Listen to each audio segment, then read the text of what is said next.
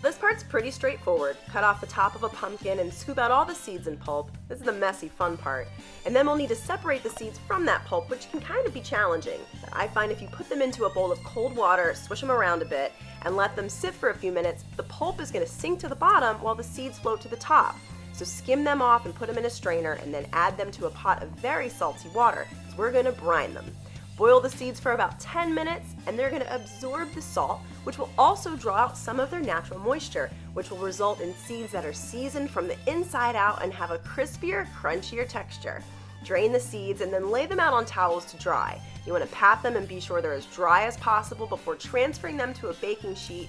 Toss with a few teaspoons of oil, your favorite seasonings, and pop them into a 350-degree oven for about 20 to 25 minutes, tossing them halfway through.